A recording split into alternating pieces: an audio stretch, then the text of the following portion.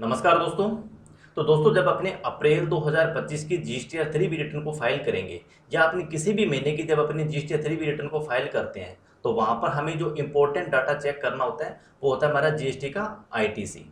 अगर अपने बात करें अप्रैल 2025 की जीएसटी 3 बी की, तो हमने अब जब अप्रैल 2025 में जो भी हमने गुड्स परचेज किया था, जितने टैक्स इनवॉइस हमारे पास आए थे और उन टैक्स इनवॉइस के ऊपर जितना हमने जीएसटी का जो टैक्स पे किया है, चाहे वो सीजीएसटी एसजीएसटी हो या फिर वो आईजीएसटी टैक्स हो, तो उतना का उतना टैक्स जितनी हमने बुक्स ऑफ अकाउंट्स में एंट्री कर रखी है वो डाटा हमारा जो जीएसटी 2 बी का जो ऑनलाइन पोर्टल है वहां पर भी हमारे पास में आ रहा है या नहीं आ रहा। बहुत सारी कंडीशन के अंदर ये डाटा आपको मिसमैच मिलता है, क्योंकि हमारा जीएसटी 2 बी के अंदर जो आईटीसी है वो कम शो होता है और हमारी बुक्स ऑफ अकाउंट्स के अंदर आईटीसी जाता है। अब आईटीसी ज़्यादा होने का कारण क्या हो गया? अभी जो हमारे पास अप्रैल 2025 में जो हमने परचेज किए थे गुड्स, उसकी टोटल एंट्री हमने अप्रैल 2025 के अंदर ही कर दी। लेकिन कुछ कंडीशन के अंदर जो हमारे सप्लायर होते हैं जिनसे हमने गुड्स परचेज किया था अप्रैल 2025 के अंदर, तो वहां पर उन सप्लायर ने अपनी जीएसटी 1 की रिपोर्ट को 11 मई 2025 के बाद में फाइल करी है। तो अब उनकी रिपोर्ट हमें जीएसटी 2 ए के अंदर तो शो होगी, लेकिन 2 बी के अंदर उसका आईटीसी हमें नहीं मिलेगा, क्योंकि जब अपने जीएसटी 3 बी को फाइल करेंगे तो वहां पर हमें वही आईटीसी लेना पड़ेगा जो हमारा 2 बी के अंदर आ रहा है। 2 बी का बराबर या 2 बी से कम अपने ले सकते हैं, 2 बी से ज़्यादा अगर लेंगे तो हमें दिक्कतें आ सकती है। तो बहुत सारी कंडीशन के अंदर अब ऐसा होगा भी आपकी बुक्स ऑफ अकाउंट्स के अंदर उस महीने का जो जीएसटी है वो आपके पास बुक्स के अंदर ज़्यादा है लेकिन पोर्टल पर वो कम है। लेकिन ऐसी कंडीशन के अंदर हमें टैली सॉफ्टवेयर या आपके पास कोई भी अकाउंटिंग सॉफ्टवेयर है तो उसका डाटा हमें पोर्टल के डाटा के साथ मैच करके किस तरीके से चलना होता है। तो बहुत सारे लोग क्या करते हैं भी जो हमारा परचेज के इनवॉइस है उस परचेज इनवॉइस को एक बार नेक्स्ट मंथ की एंट्री करके नेक्स्ट महीने के अंदर ट्रांसफर करके फिर अपनी जीएसटी 3 बी को जनरेट कर लेते हैं और बाद में उन्हीं इनवॉइस को वापस उसी मंथ के अंदर वापस पोस्ट कर देते हैं। तो आज की इस वीडियो के अंदर अपनी बात करेंगे, आपके पास अगर कुछ ऐसे इनवॉइस हो जो आपके टैली सॉफ्टवेयर में तो है लेकिन वो जीएसटी पोर्टल पर ऑनलाइन वो डाटा आपको शो नहीं हो रहा है, तो ऐसी कंडीशन में हमें किस तरीके से उन न्यूज़ को केवल रिटर्न का डाटा ही हमें आगे कैरी फॉरवर्ड करना है, हमें कोई एंट्री डिलीट करने की जरूरत नहीं है, किसी इनवॉइस को नेक्स्ट मंथ में पोस्टिंग करने की जरूरत नहीं है।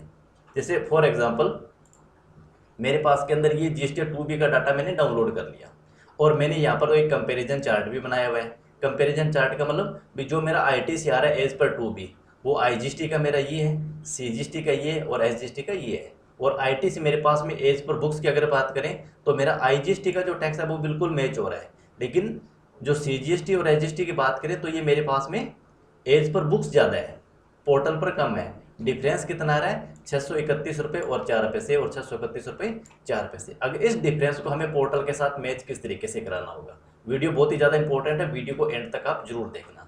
वीडियो पसंद आई तो वीडियो को आप लाइक जरूर कर देना, ज़्यादा से ज़्यादा वीडियो को शेयर भी कर देना और इसी टाइप की और नई नई वीडियो देखने के लिए चैनल को भी आप जरूर सब्सक्राइब कर देना।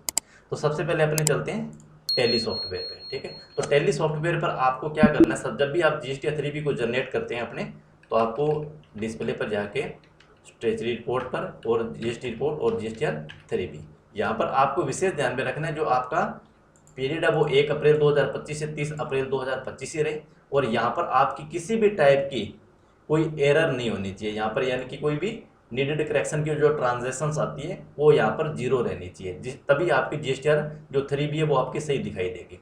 अब यहाँ पर अपन ये है हमारा सेल का डाटा, मैं Alt F1 डिटेल के साथ ओपन करता हूँ तो ये मेरा डाटा पूरा ओपन हो जाएगा, ठीक है। अब यहाँ पर मेरे पास में ये मेरा सेल जो मैंने जीएसटी 1 के अंदर दे दी, इसको भी हमें एक बार चेक करना है। लेकिन अपने बात करते हैं यहाँ पर जो हमारा एलिजिबल आईटीसी है उसकी, एंटर बटन मैंने प्रेस किया तो यहाँ पर जो मेरा आईटीसी आप देखोगे 5432 रुपये, ये सीजीएसटी है और ये एसजीएसटी है, लेकिन ये पोर्टल पर इतना डाटा आ नहीं रहा है। तो अपने क्या करेंगे, इस पर एंटर प्रेस करेंगे।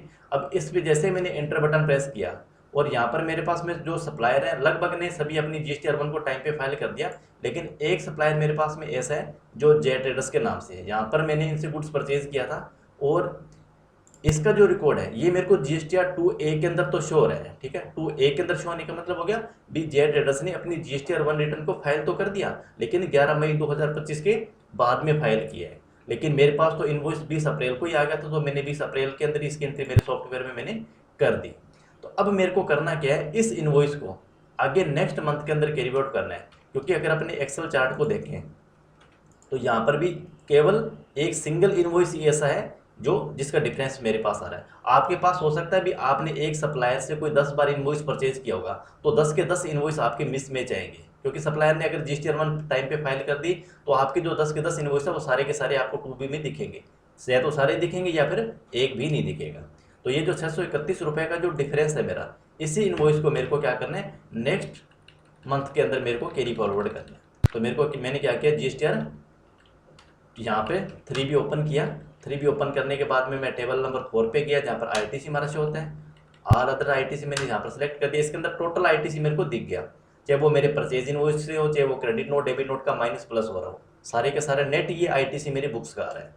और मैं वापस इसी इनवॉइस को जाता हूँ, यहाँ पर मैंने इसको सेलेक्ट कर लिया और यहाँ आप ऑप्शन एक साइड में दिखाई देगा सेट इफेक्टिव डेट का, ठीक है। इस पर अपने क्लिक करेंगे तो यहाँ पर एक ऑप्शन आपके पास आ जाएगा GST रिटर्न इफेक्टिव डेट, यानी कि ये जो आपकी रिटर्न है ये कौन से रिटर्न के अंदर, कौन से पीरियड के अंदर आपको ये इफेक्टिव करना है, यानी कि वहाँ पर आपको शो करना है। तो मैंने कह दिया ये मेरी जब मैं 31 मई की जब GST 3 फाइल करूंगा, 31 मई का डाटा मेरा जून में, तो वहाँ पर मेरे को दिखना चाहिए। तो मैंने यहाँ पर इसका 31/5 डेट दे दी, ठीक है। अब क्या हुआ, अब वो जो इनवॉइस था वो इनवॉइस मेरा डिलीट नहीं हुआ, वो इनवॉइस मेरा अभी भी है, लेकिन वो मेरा इस टाइम पीरियड से यानी कि 1 अप्रैल से लेके 30 अप्रैल तक का जो डाटा है उसमें से डाटा मेरा कम हो गया। और अब आप देखोगे भी जो मेरा ITC नेट है वो 27,356 रुपये 96 पैसे हो गया। और यहाँ पर भी अब देखोगे यहाँ पर 27,356 रुपये 96 पैसे एज पर जो 2B है उस डाटा के साथ मेरा मैच हो गया। तो अगर यहाँ पर भी मैं मेरे बुक्स का जो डाटा अभी आ रहा है उसको अगर मैं लिखता हूँ 27,356.96, 27,356.96, तो आप देखो ये जो मेरा डिफरेंस है वो डिफरेंस मेरा क्लियर हो चुका है। और अपने इस रिटर्न को जब अपने 1 मई का से लेके और 31 मई तक का जब टाइम पीरियड देंगे तो वो इनवॉइस मेरे को यहाँ पर दिखाई देगा।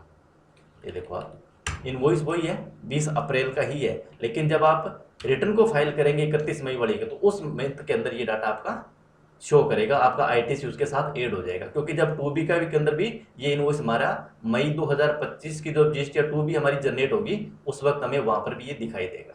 लेकिन अगर अपने इनवॉइस की बात करें तो मैं अगर GI ट्रेडर्स का लेजर ओपन करता हूँ तो देखो मैंने कोई भी इनवॉइस डिलीट नहीं किया, ये एंट्री मैंने डिलीट नहीं करी, एंट्री अभी भी मेरे 20 अप्रैल 2025 के अंदर ही पड़ी है।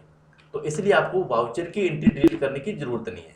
और उसके बाद जो हमारा सॉफ्टवेयर के अंदर जो GST 3B अपडेट हो चुका है, इसको अपने को एक्सेल में एक्सपोर्ट किस तरीके से करेंगे, आपको एक्सपोर्ट पर जाना है, GST रिटर्न पे जाना है, ठीक है। और यहाँ ऑप्शन आएगा, अगर आप ऑफलाइन करोगे तो एक बार एक्सपोर्ट ऑफलाइन, अगर डायरेक्टली आप टेली सॉफ्टवेयर से ऑनलाइन फाइल करोगे तो सेंड ऑनलाइन आपको करना होगा। मैं एक बार ऑफलाइन जनरेट करके आपको बता देता हूँ, एक्सपोर्ट ऑफलाइन, और मैंने एक्सपोर्ट पर क्लिक कर दिया। तो थोड़ा सा 2-3 सेकंड का ये टाइम लेगा और ऑटोमेटिक आपकी GST 3B वहाँ पर जनरेट कर देगा और एक्सेल फाइल आपकी तैयार हो जाएगी। लेकिन उससे पहले आपके पास में एक्सेल का जो 3B का यूटिलिटी है पोर्टल से डाउनलोड करके आपको वो रखना पड़ेगा। तो जैसे मैंने यहाँ पे डाउनलोड कर दिया, ये मेरी GST 3B तैयार होगी। इसको मैंने ओपन किया और उसके बाद में यहाँ पर मेरे को एक करने की ज़रूरत पड़ेगी वैलिडेट। तो जैसे मैं इसको वैलिडेट करूँगा, डाटा ये हमारा वैलिड इनेबल कंटेंट और वैलिडेट, तो वैलिडेट करते ही यहाँ पर एक ऑप्शन आ जाएगा भी आपका जो वैलिडेशन है वो सक्सेसफुली हो चुका है। 2025-26 है, मंथ आपका अप्रैल है। तो वो जो हमारा पोर्टल का जो GST 3B का फॉर्मेट है उसी फॉर्मेट के अंदर ये डाउनलोड हो जाएगी। और यहाँ पर ITC की बात करें तो ITC भी अब आपका पोर्टल के साथ ही बिल्कुल मैच करता जाएगा। आई होप कि आपको इस वीडियो से ये पता चल गया होगा कि अगर हमारे पास में कुछ ऐसा इनवॉइस जो हमारी बुक्स ऑफ अकाउंट्स के अंदर है लेकिन पोर्टल पर नहीं है तो हमें उसको नेक्स्ट पीरियड के अंदर किस तरीके से कैरी फॉरवर्ड करना होगा। अगर मान लीजिए आपने मई महीने के अंदर हमने उस इनवॉइस को कैरी फॉरवर्ड किया, अगर वो मई महीने के लिए जून में दिखेगा तो हम उसकी जून की डेट भी वहाँ पर देंगे। तो जून की जब अपनी 3B फाइल करेंगे जुलाई 2025 के अंदर तो वो इनवॉइस हमें वहाँ ITC उसका मैच हो जाएगा।